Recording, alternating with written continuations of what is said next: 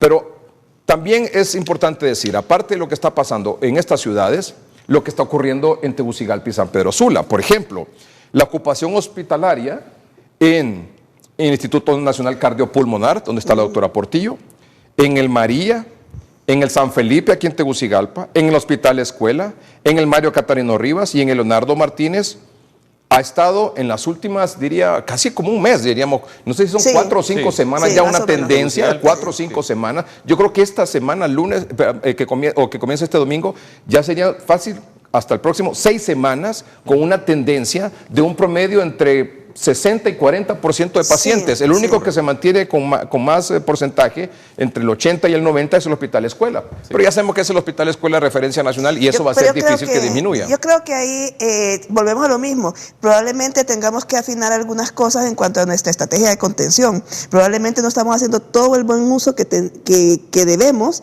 de nuestros centros de estabilización que han probado ser muy bien instalados aquí en la ciudad. Entonces, probablemente si afinamos un poco a hacer un mejor triaje de qué pacientes pueden llegar al centro de estabilización, logremos hacer que el Hospital Escuela baje su cantidad de casos. Pero esta tendencia en estos 6 hospitales, entre Tegucigalpa y San Pedro Sula, y agrego el Seguro Social. Correcto. Agrego el Seguro Social, porque también es esta tendencia.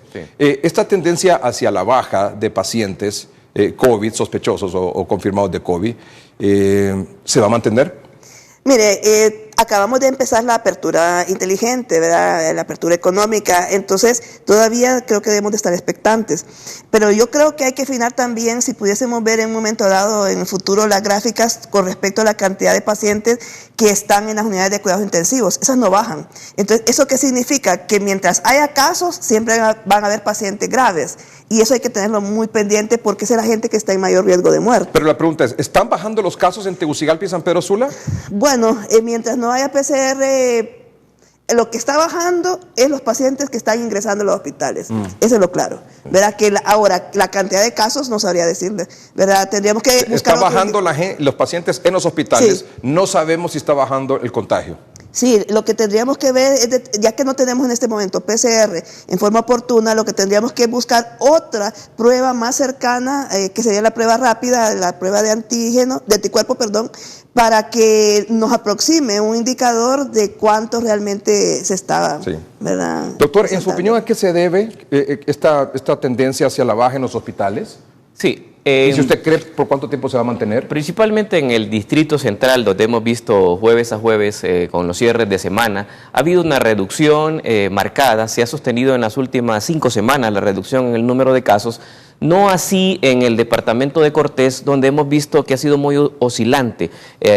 Hay semanas donde desciende un 10% o la siguiente semana incrementa un 20%, pero en ambas ciudades que han concentrado en más del 65% y concentran en este momento el 65% de todos los casos, lo que estamos viendo es que las personas están llegando menos a una condición de categoría moderada o grave o crítica de la enfermedad en esa clasificación de los pacientes. Entonces, ¿qué estamos viendo probablemente? Que haya mucho en condición leve. ¿Y de qué depende de que no se llegue a una siguiente fase? Número 1, en la identificación temprana de la misma persona, que sí sabemos, porque en nuestro ejercer profesional vemos cómo las personas ahora están llegando más temprano. Si ustedes recuerdan el estudio que nosotros hicimos, el tiempo en el que transcurría para levantar la mano eran 7 días. 7 días, sí. Y ahora lo estamos viendo en 2-3 días. O sea, la persona está teniendo una contención, está acudiendo de manera temprana. Hablamos exclusivamente del Distrito Central y de San Pedro Sula. Sí. Entonces,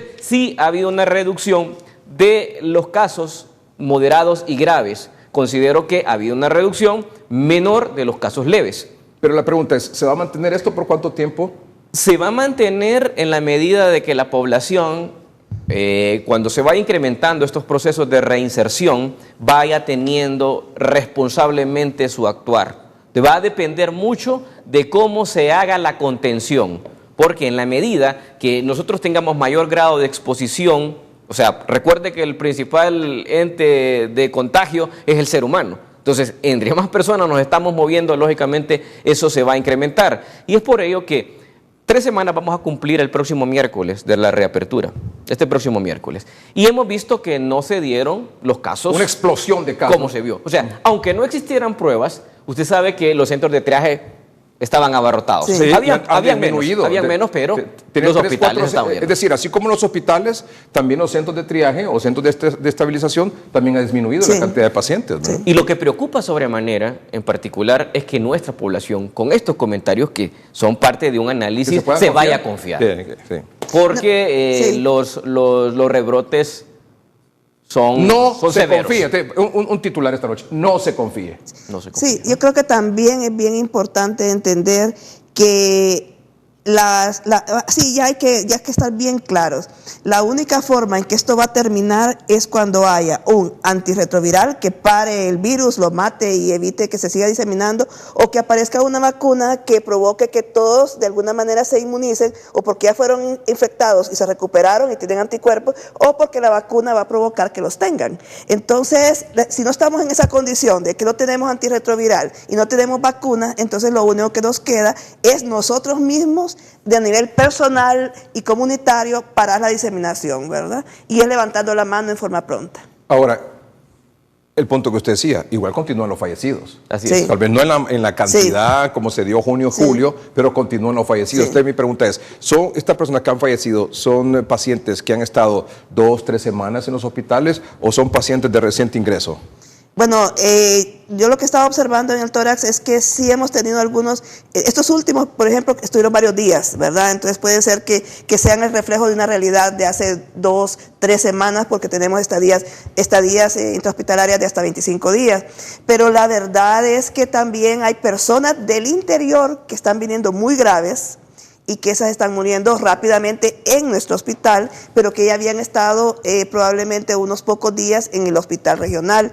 Entonces ahí es donde tenemos que hablar, vamos a hablar mucho sobre lo que tiene que hacer la autoridad local, civil y sanitaria para fortalecer sus centros de contención y sus centros de estabilización y hospitales. Decía la cadena de Sinajer, si tiene síntomas, no se automedique. Y es correcto el mensaje. Sí. Si tiene síntomas, no se automedique. Vaya a un centro de atención, un centro de salud, que es lo más cercano que tiene la población. Estamos hablando a nivel nacional. Lo más cercano que tiene es el centro de salud. Por eso la tesis es, en nuestro caso particular, y lo que hemos recomendado siempre, es fortalecer los centros de salud, porque la población es lo que tiene a la mano. El centro de triaje, perfecto, porque más que un centro de triaje es un centro de estabilización con 2, 3, 4, 5 camas con oxígeno, punto. Pero el centro de salud es el que debe ser fortalecido, porque eso al final es lo que va a quedar. Sí, exactamente. Entonces, a mí me llama la atención esto. Dice la cadena, si tiene síntomas, no se automedique. Bien, ¿y si no tiene síntomas? Si no tiene síntomas, no lo van a poder identificar, porque a través de una prueba rápida tiene que transcurrir 7 días desde que el virus ingresó al organismo. Pero las brigadas aquí en Tegucigalpa y en las brigadas que promueve Sinajer no hacen pruebas rápidas. Nunca lo Solo están atendiendo a los sintomáticos, no a los asintomáticos. Y ese es el cuestionamiento Yo creo que yo le hago a esa brigada. Yo no sé si estoy equivocado o no, doctora. Por favor, sáqueme de la duda. No, por supuesto, ¿verdad? Eso es claro. Pero yo creo que también hay que decirle al asintomático que tiene que estar más alerta que el sintomático. O sea, no, es inexcusable que alguien, porque no tenga síntomas, decida no usar mascarilla. Es inexcusable que alguien, porque no tenga síntomas, no tenga higiene de manos adecuada. Y no busque tenerla en todos lados, ¿verdad? Cuando sale al mercado. Mire, a mí me sorprende mucho que las amas de casa tan infectadas que están, ¿verdad? Ellas o porque salen o porque se lo llevan a la casa. Entonces, el asintomático hay que hablarle con cariño, pero muy fuerte. Tiene que estar muy alerta y pensar que él es un gran vehículo. Si yo no tengo síntomas, tengo que pensar que soy muy peligrosa.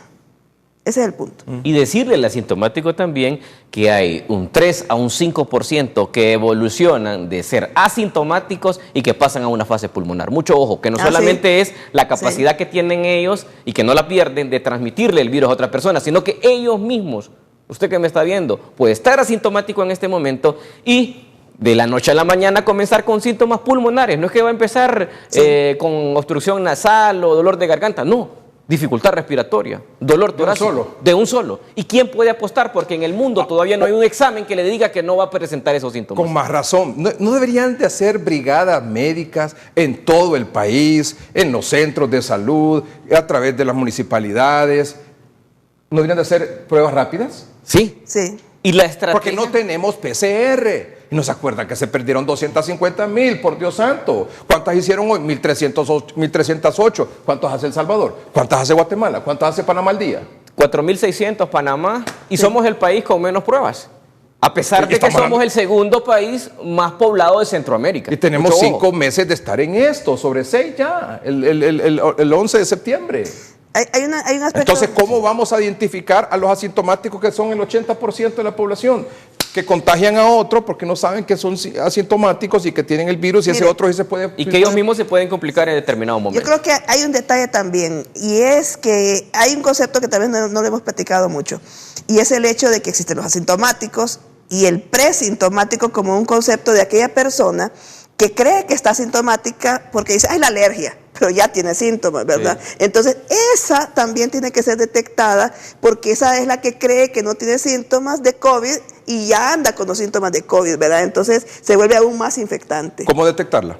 Con las pruebas rápidas, por lo menos en un tamizaje poblacional, detectarla, bueno, por supuesto se está haciendo un interrogatorio, hay una pericia médica, pero hay que confirmarla, porque también hay otras enfermedades que se parecen, ¿verdad? Tenemos dengue, tenemos influenza, tenemos el resfriado común que se parecen, entonces tenemos que confirmar si realmente esa persona va a valer la pena seguirla, vigilarla, observarla. Yo lo que no entiendo es ese tema de las pruebas rápidas. Mire, aquí se han autorizado. ¿Cuánta cantidad de pruebas rápidas? Digo, marcas. Marcas alrededor de casi 100. Sí, de que usted ve pruebas rápidas en todos lados. Sí, pero la única prueba rápida que ha sido validada en la población es la que hizo el Seguro Social. Correcto. ¿Qué es la marca? Es la marca Artron. Artron.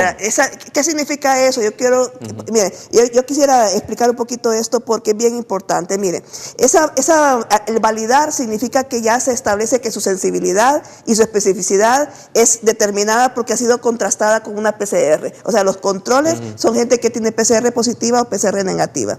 Entonces, ¿qué significa eso? Que con esas pruebas ya validadas en la población, estamos seguras de que si la especificidad, la sensibilidad es de un 80-85%, cada vez que me salga un positivo, ese es un verdadero positivo en un 85% de posibilidad, de posibilidad de ser positivo. Y si me sale un negativo, entonces, y la especificidad es como de un 90 y pico %, entonces ese es un verdadero negativo. O sea, la posibilidad de que yo realmente esté negativa con prueba rápida va a ser verdadera en ese 90 y pico %. Entonces, eso es validar una prueba en la población. ¿Qué pasa? Que estamos muy confiados porque se están vendiendo pruebas que fueron elaboradas en Alemania, en Canadá, en muchos lugares que son gente muy prestigiosa en elaborar este tipo de pruebas. Pero si no son validadas en la población, entonces pierden la posibilidad de garantizar que realmente el resultado es válido para mí y para usted que vivimos en Honduras. Y el punto es el siguiente. Mire, 1. Se volvió a arruinar el equipo Abbott en el Laboratorio Nacional de Virología. Le estoy confirmando. Le estoy informando y le estoy confirmando. Se volvió a arruinar el equipo de Abbott. Tenemos ya aproximadamente 3 días sin funcionar los equipos Abbott en el Laboratorio Nacional de Virología. ¿Qué significa eso en el lenguaje sencillo para que todos entendamos? Que seguimos dando tumbos ¿Pero porque qué significa, no podemos. pero ¿qué significa que se arruine el equipo de Abbott? ¿Qué es eso? Que no hay PCR. Que no hay PCR. Eso es lo que quiero que No hay interpretemos PCR. y le expliquemos a nuestros televidentes. Sí. Mire, le voy a Dice, explicar. en el Laboratorio Nacional de Virología, aquí en Tegucigalpa, hay 3 días ya que se volvió a arruinar el equipo de Abbott. Mire, le voy a explicar para que la audiencia entienda. Hay diferentes Y me incluyen eso también. hay diferentes marcas de equipos que hacen PCR en tiempo real, ¿verdad? Que es una prueba de biología molecular. Entonces, nosotros escuchamos, por ejemplo, que habían equipos Bioneer, que son surcoreanos, y estos equipos Abbott, que son americanos, ¿verdad? Y entonces, a mí realmente me parece que es preocupante que el equipo se arruine, pero yo quiero aclarar algo, ¿verdad? Yo siento que si se arruina el equipo de Abbott, no es tan malo como que se arruine el Bioneer, porque en el Bioneer, según nos comentó la jefe de la unidad de vigilancia, esos son surcoreanos y están esperando que los técnicos vengan de Corea del Sur a arreglarlos porque están bajo garantía, mientras que los Abbott son un proveedor local que puede repararlos más pronto. O sea, puede transcurrir unos 3, 4 días, vaya, una semana, y los van a reparar. Yo siento que ahí no está tan catastrófico el asunto. No, pero espera un momentito, es que además de que el equipo de Abbott se arruinó, y tenemos ya varios días que no funciona en el Laboratorio Nacional de Virología, es que ese equipo de Abbott es para pruebas de VIH. Y ellos, al procesar sus pruebas, nos piden de nuevo el equipo y no podemos estar esperando en el Laboratorio Nacional de Virología en el momento que nos puedan prestar el equipo para hacer las pruebas PCR de COVID-19. Bueno, pero es que eso es Andamos diferente. a jalón. ¿Ah? Andamos a jalón. Me explico. O sea, no, y a eso le agrego otra cosa. Las pruebas de extracción que se tienen son manuales.